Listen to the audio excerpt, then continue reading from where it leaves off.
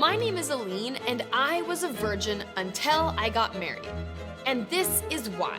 Ever since I was a little girl, people always said to me, "Don't have sex."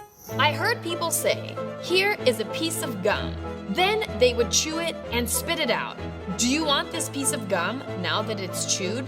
They would compare sex to chewing gum, that nobody wants you once you're chewed up and used. You lose your value.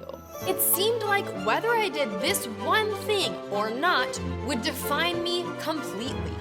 But why? Why is everybody so obsessed with virginity?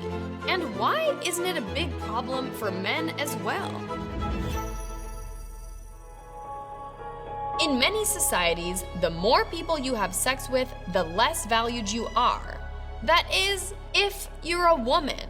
But if you're a man and have sex, people say, "Oh, come on. Boys will be boys. It's not a big deal."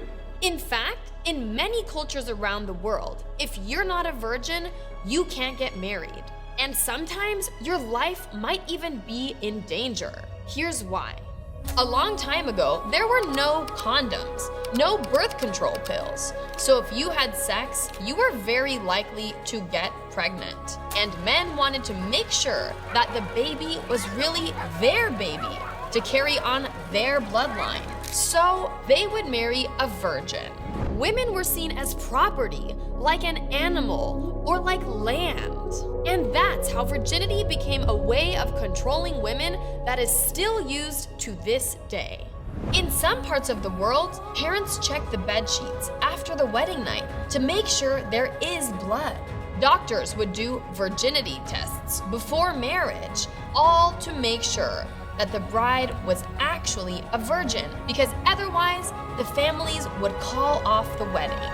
Some family members wait whole night out of the room, and the next day they proudly show the blood to everyone that the bride was virgin. So I grew up in a very conservative religion. I saved myself for marriage, and then guess what?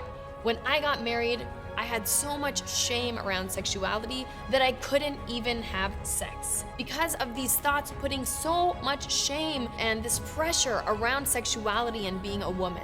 It's getting so crazy that in some cultures, women who have had sex feel forced to get plastic surgery on their private parts to make them look as virgin-like as possible. And the discrimination doesn't end there.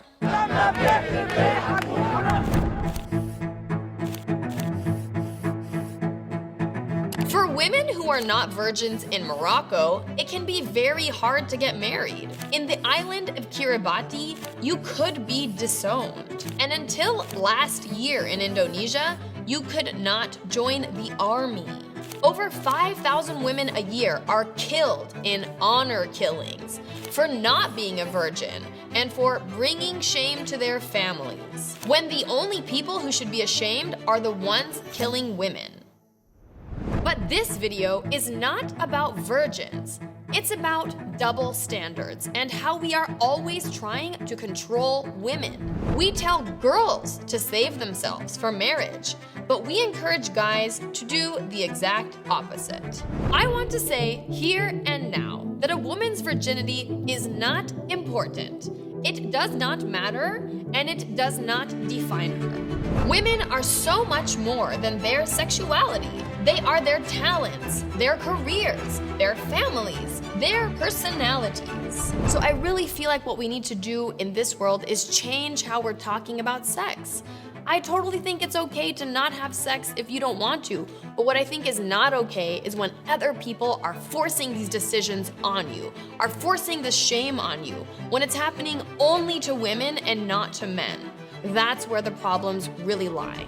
But some countries are taking steps in the right direction, like in France, India, or Pakistan, where the governments are taking steps to ban virginity tests and are even considering jail time for doctors who do these tests on women.